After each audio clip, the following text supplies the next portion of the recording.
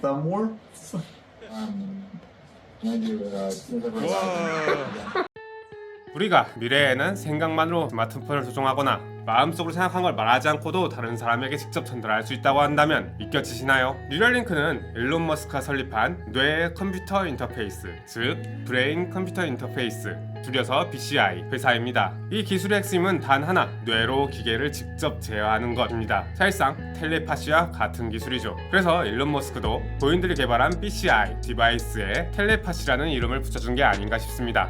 뉴럴링크는 2025년 6월 현재 연구가 어떻게 진행되고 있는지 소식을 업데이트한 영상을 게재하였습니다. 아래에 설명란에 해당 영상 링크를 첨부하였으니 자세한 내용을 알고 싶으신 분들은 직접 영상을 한번 확인해 보시길 바라겠습니다. 이 영상에 따르면 현재까지 이 텔레파시 수술을 받은 사람은 총 7명이라고 합니다. 수술을 받은 환자들의 질환 또한 다양했는데요. 어떤 환자의 경우는 근위축성 측삭 경화증 혹은 ALS인 경우도 있었고 또 다른 경우도 있었죠. 하지만 이들은 모두 마비 증상으로 인해 신체를 자유롭게 움직이지 못한다는 공통점이 있었습니다. 그리고 이들은 모두 뉴럴링크의 텔레파시 덕분에 이 마비 증상을 어느 정도 극복할 수 있게 된 것이죠. 오직 BCI 기술이 이렇게 발전했기 때문에 가능했던 결과가 아닐까 싶습니다. 뉴럴링크의 두 번째 실험 참가자인 알렉스는 이 텔레파시를 통해 컴퓨터를 조종하여 로고 등 여러 디자인 활동을 진행할 수 있다고 합니다. 마비 환자임에도 불구하고 포기하지 않고 생산적인 활동을 계속할 수 있게 된 것이죠.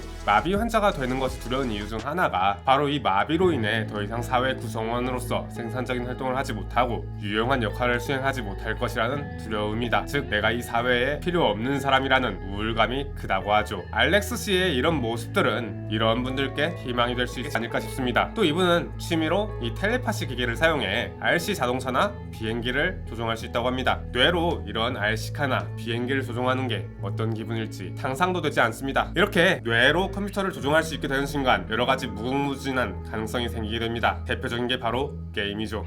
여러분들은 만약 하루 종일 집에만 누워 있어야 된다면 시간을 어떻게 보내실 건가요? 가만히 누워 있기만 한다면 너무 지루할 것 같습니다. 책이나 영화 보는 것도 어느 순간 실증이 나겠죠. 이때 가장 좋은 방법 중 하나가 게임을 하는 것인데요. 특히 온라인 게임으로 다른 사람들과 같이 시간을 보낼 수 있다면 오히려 외로움을 훨씬 잘 견딜 수 있을 방법 중 하나가 되겠습니다. 하지만 이전까지 이 마비 환자들이 게임을 한다는 것은 매우 힘든 일이었습니다. 특히나 온라인 게임 같은 경우에는 그 실시간적인 특성 때문에 더욱더 그렇죠. 복잡한 조종 그리고 복잡한 컨트롤 이런 것들은 이전까지는 상상할 수 없었습니다. 하지만 이 텔레파시 기술을 이용한다면 더 이상 키보드 조작과 마우스 조작은 어려운 일이 아니게 되었습니다. 이 뉴럴링크 업데이트 영상에서는 5명의 가지마비 환자들이 같이 마리오 카트를 플레이하는 모습을 공개했습니다. 마리오 카트라는 게임이 사실 쉬워 보여도 다양한 버튼을 정확한 타이밍에 눌러야 되는 상당히 정밀한 조작이 필요한 게임이라고 말할 수 있죠. 또한 이 조작에 어떤 딜레이가 없어야지 실시간으로 조종을 잘 할 수 있습니다. 뉴럴링크는 이런 복잡한 조종도 딜레이 없이 손쉽게 할 수 있다는 것을 보여줌으로써 자신들이 개발한 텔레파시가 얼마나 유용하게 쓰일 수 있는지 보여준 하나의 예시가 되겠습니다. 한 가지 재밌었던 점은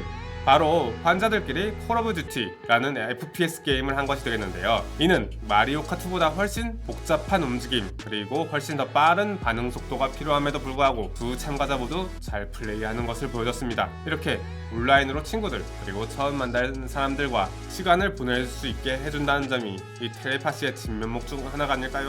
이처럼 텔레파시는 마비 환자들에게 새로운 지평을 열어줬습니다. 실제로 이 마비 환자들이 텔레파시를 얼마나 자주 이용하는지를 측정해봤을 때 주당 50시간 가까이 이용한다는 것이 나타났습니다. 이는 기본적으로 하루에 7시간 정도 사용하고 있다는 것이고 그만큼 매우 많이 사용하고 있다는 것입니다. 즉 이 BCI 기술이 마비 환자들에게 엄청 유용하다는 뜻이 되겠죠. BCI 기술의 발전은 사고나 질병을 통해서 몸을 원하는 대로 움직일 수 없는 환자들에게 새로운 삶을 열어줄 수 있습니다. 현재 뉴럴링크의 텔레파시뿐만 아니라 다양한 국가의 다양한 연구기관이 이 BCI 기술의 성능과 안정성을 높이기 위해서 연구를 진행하고 있습니다. 그리고 많은 사람들이 생각하기론 이 BCI 기술은 환자들을 넘어 일반인들에게도 필요한 날이 올 것이라 보기도 합니다. 인간이 인간의 신체적 장벽을 넘어 더 높은 곳에 도달할 수 있으리라 생각하는 것이죠. 예를 들어 일론 머스크는 인간이 이 똑똑한 AI들에게 대항하기 위해서 BCI를 통해 스스로 생물학적 뇌의 성능을 더욱 높여야 된다고 주장했죠. 여러분들은 어떠신가요? 너도나도 뇌에 칩을 넣어가지고 서로를 소통할 수 있고 게임을 할 수 있는 날이 온다면 수술을 받으실 건가요? 댓글로 한번 여러분들의 의견을 알려주세요. 지금까지 뇌과학 박사 뇌금배였습니다. 감사합니다.